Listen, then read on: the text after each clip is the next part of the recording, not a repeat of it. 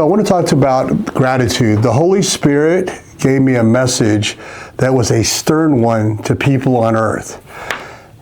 And it was, my people do not have gratitude. This is coming from God. They have blessings at their feet, and they're always looking at the horizon, wanting. People have sight, and they want more, yet they cannot see. They have hearing, and yet they're not listening. They want kids, then they're complaining about their kids. They wanted a spouse, and now they're not happy and want a divorce. They have money issues. They're not willing to save and work to pay extra debts for their past mistakes.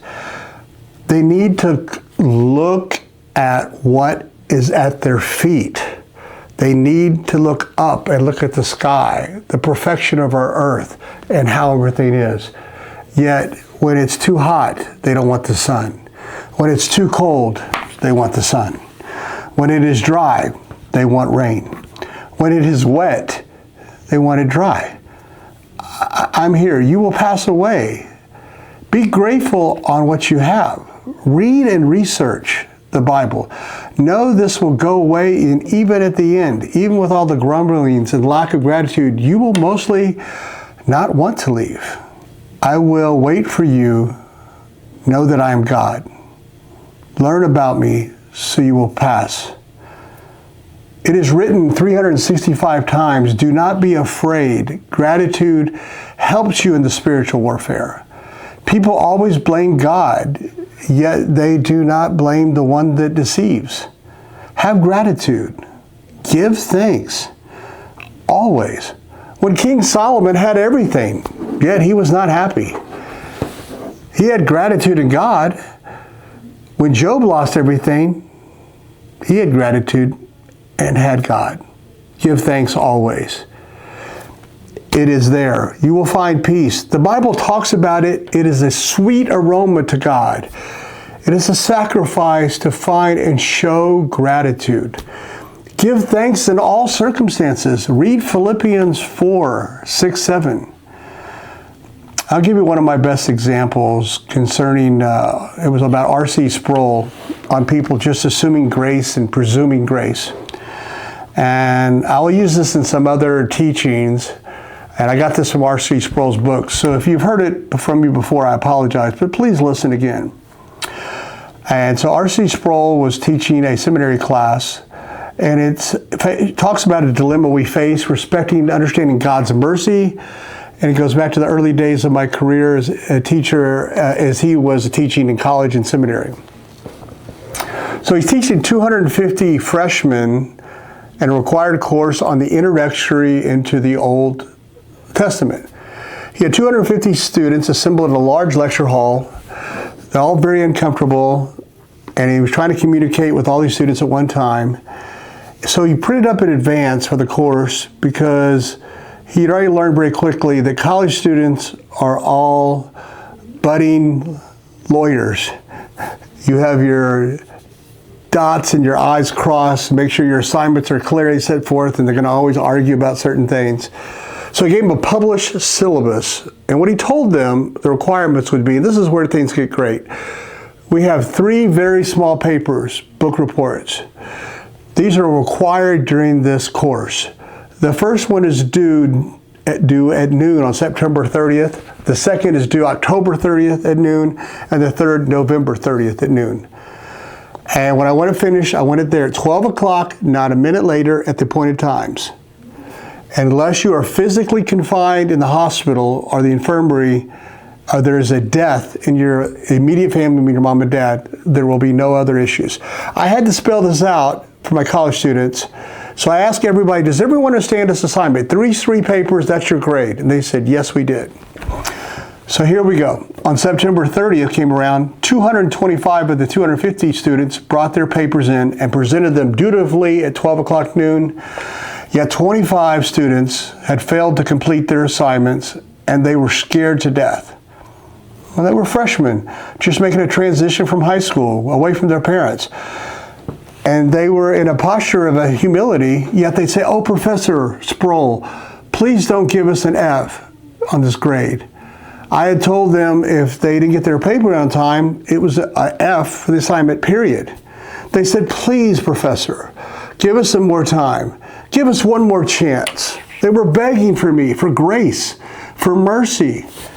They wanted an extension. And I said, okay, I'll give an extension. But I don't want it to happen again. Remember, the next assignment is September 30th. I want those papers on time. They said, absolutely. They will be there.